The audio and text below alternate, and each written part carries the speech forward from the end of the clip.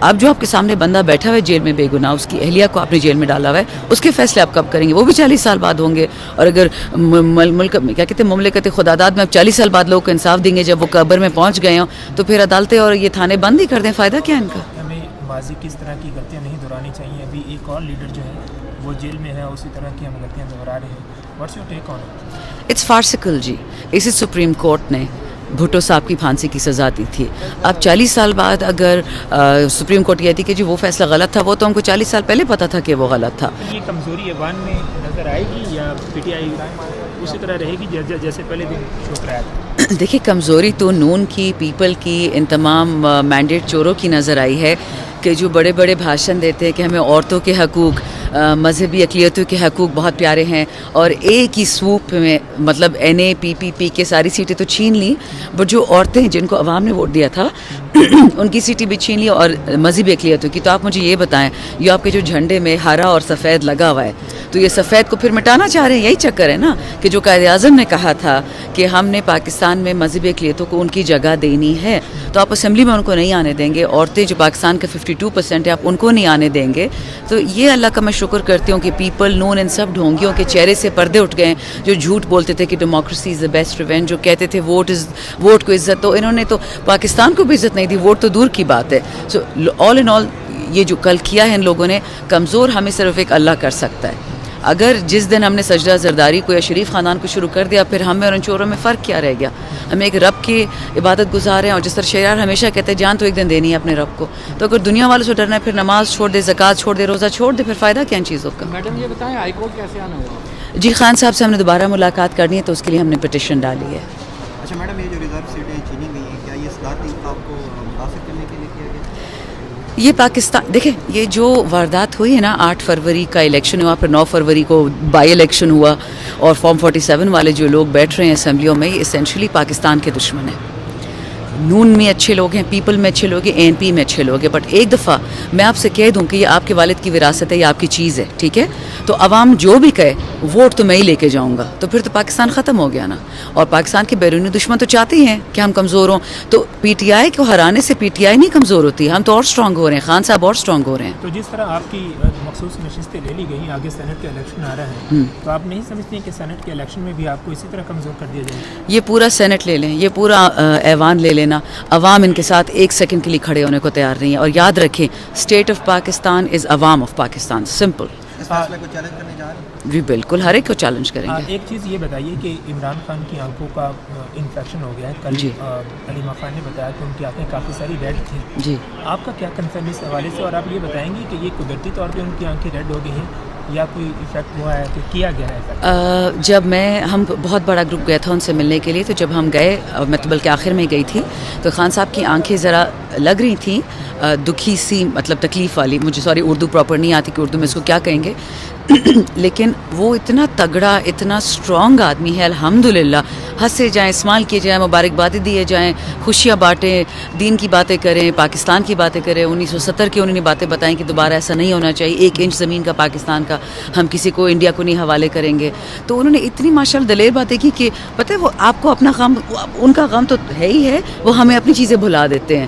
وہ آپ کا ایمان کا یہ جذبہ ہوتا ہے نا. ایمان تو دیکھیں غریب میں بھی ہو سکتا ہے، امیر میں بھی ہو سکتا ہے، چھوٹے میں بھی، بڑے میں بھی. لیکن وہ فرشتہ صرف انسان بیچارہ جو بیٹھا ہوا ہے اس وقت جیل میں، وہ بادشاہوں کی طرح سے باتیں کر رہا تھا.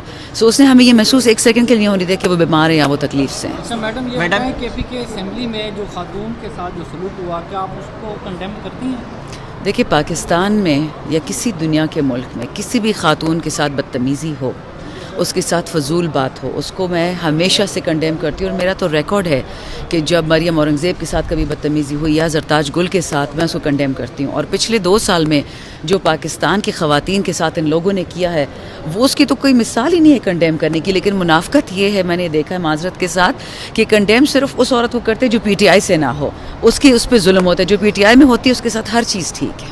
میڈم یہ بتائیں کہ پاکستان تحریک انصاف میں نوجوانوں کے بعد خواتین کا بڑا کردار ہے جی. اور خیبر پختونخوا میں پی ٹی آئی کی حکومت آئی، 20 رکنی کابینہ بن گیا، لیکن کسی خاتون کا نام شامل نہیں ہے. کیا خواتین پریورٹی میں نہیں ہے یا کیا وجوہات؟ دیکھیں سب سے پہلے تو اگر آپ دیکھ لیں وہاں کی ڈیپیوٹی اسپیکر میری طرح جو جیت کے آئی ہیں، وہ کسی کی جی سرئی بھی نہ کسی کی بہن ہے نہ کسی کی بیٹی نہ کسی کی رشتہ دار ہے. الحمدللہ اپنے میرٹ پہ آئی ہے, وہ لگ گئی کے پی جیسے کنزرویٹو صوبے میں. دوسرا ہماری ریزرو سیٹیں تو انہیں وہاں پہ بھی چھین لی ہے نا, تو وہ کابینہ میں کیسے آئیں گے جب وہ ریزرو پہ بھی نہیں آئیں گے. ہاں ان کو اسپیشل ایڈوائزر تو لگا سکتے ہیں, وہاں پہ ڈاکٹر سمیرہ شمس ہیں, عائشہ بانو ہیں, بہت ہی قابل نڈر خواتین ہیں. وہ آئی تھنک فیصلہ کر لیا جائے گا, لیکن پہلے ان کی سیٹیں تو ہم واپس لیں نا. جیسے آج بھٹو ریفرنس پر سپریم کورٹ نے رائے دے دی اور کہا کہ بھٹو کو فیئر ٹرائل کا حق, ہمیں ماضی کی اس طرح کی غلطیاں نہیں دہرانی چاہیے. ابھی ایک اور لیڈر جو ہے وہ جیل میں ہے, اسی طرح کی ہم غلطیاں دہرا رہے ہیں. What's your take on it? It's farcical جی. اسی سپریم کورٹ نے بھٹو صاحب کی پھانسی کی سزا دی تھی.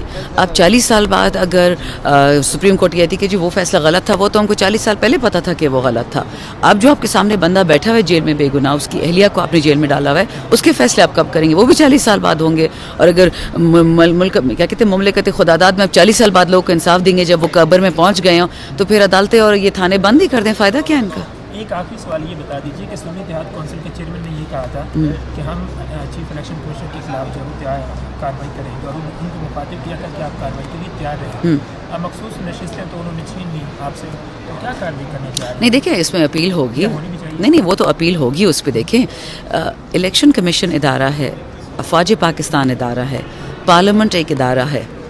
ہم کسی بھی اپنے ادارے کے خلاف نہیں جا سکتے. ہم انڈیویجولز کے خلاف جاتے ہیں جو بیرونی طاقتوں اور بیرونی پیسوں پہ بکتے ہیں, اور ہمارا حق ہے کہ ہم آواز اٹھائیں, کیونکہ یہ پاکستانیوں نے ووٹ دیا, انڈینز نے نہیں دیا, افغان نے نہیں دیا, نیپالی نے نہیں دیا.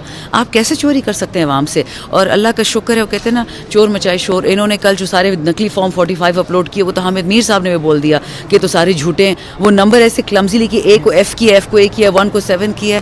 آپ لوگوں کو کیوں بے وقوف سمجھتے ہیں؟ کیا عوام پاکستان غریب ہونے کے ساتھ ساتھ, ٹھیک ہے آپ نے ان کو غریب تو کر دیا, اب زبردستی اسٹوپڈ بنائیں گے, اور کون یہ مانے گا کہ ہم اسٹوپڈ ہیں؟ کس نے ان کو لائسنس دیا ہے کہ آپ سرٹیفکیٹ بانٹتے پھریں کہ جی ہم سارے بے وقوف ہیں, آپ یہ انٹیلیجنٹ ہیں؟ قومی اسمبلی میں حکومت کو کام کرنے دیں گے؟ کون سی حکومت؟ حکومت تو نہیں ہے, یہ تو چور بیٹھے ہیں. آپ چوروں کو کبھی اپنے گھر میں آئے کام کرنے دیں گے؟ میڈم آپ انہیں گھسپیٹیاں کہتی ہیں, لیکن اسی اسمبلی میں آپ لوگوں نے ووٹ لیا ہے.